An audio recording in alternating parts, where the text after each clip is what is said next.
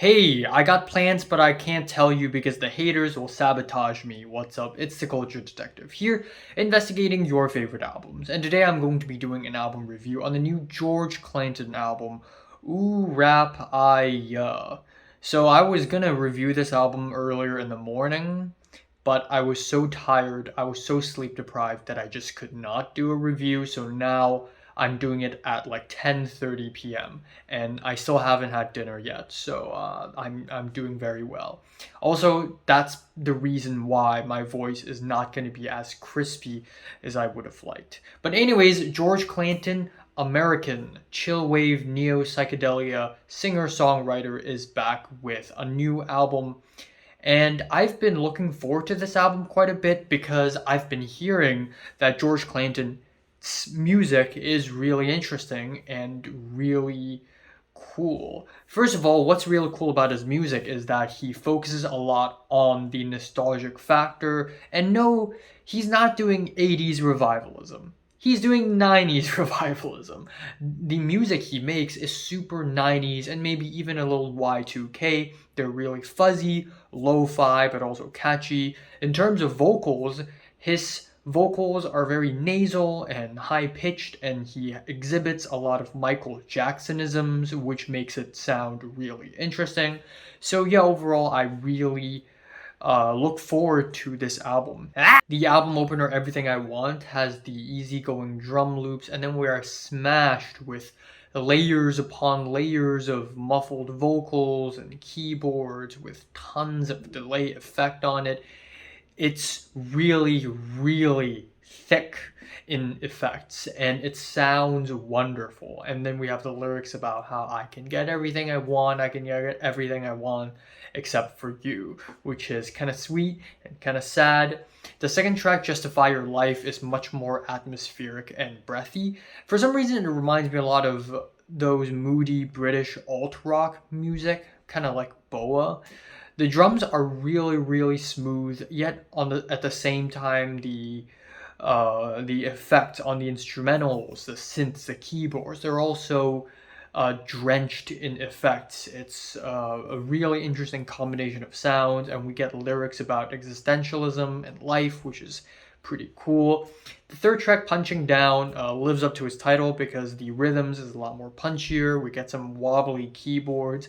The first half of the track is okay, but the second half of the track really, really resolves the first half of the track, and it sounds really great. It's also really groovy as well. That is followed with the fourth track, I've Been Young. Been Young, which is one of my favorite singles of the year. It's insanely catchy. It's very euphoric and blissful. We got these heartwarming pianos and these jungly hand drums. It is just really, really well put together. I really enjoy it. Following that, the album goes into a bit of a nosedive. Unfortunately, we have You Hold the Key and I Found It, which is more slow-paced and stagnant. The delay effects are fine, but they get a little overdone on this track, and overall it's just not very well structured. Then we have the track Vapor King / Subreal, and it's easily the spaciest track.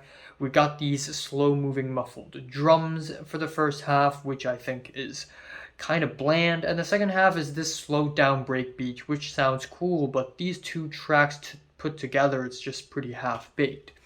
Then we have FUML, which stands for Fuck Up My Life. We got this really nice drum and bass beat underneath, and on top of that, fat, bassy keyboards, but the songwriting itself is not as catchy and the hook feels off. But that is pretty much the end of that small chunk of nosedive. We have the title track, which is freaking amazing. It's blissful, it's euphoric, it's a nostalgic explosion of sounds, and you get these Coldplay-esque chord progressions. I know a lot of people nowadays say Coldplay-esque, Coldplay-ish, like it's a bad thing, but I freaking love Coldplay. I'm saying this as a positive thing. There's something sweet and sour about the chords that make it kind of dreamy almost. And the album ends off with For You I Will, which is a synthy, murky ending. There's so many layers on this track for the instrumental that rivals My Bloody Valentine's Loveless. And Hatchie also provides some really psychedelic, woozy vocals. So overall, really good album, really solid and interesting pop album as well. His take on nostalgic 90s revivalism is really refreshing and interesting, and it's none of that boring, repetitive 80s revivalism shit. We and the homies are in the 90s now, okay? Move on, guys. Move on. But yeah, I was actually going to give this album a 9 out of 10, but if there's one thing I really wish George Clanton would work more on is actually the versatility. I always say this, but I really want to see artists go further and beyond and expand their sound and have the same style, but still expand their sound so that they would touch on more genres. But it's still a really good album. I think it's one of the better albums to be released this year, one of the more interesting ones as well, and I'm giving the new George Clanton album a strong 8 out of 10. So have you listened to the new George Clanton album? Comments below, let me know, subscribe if you want more, and thanks for watching.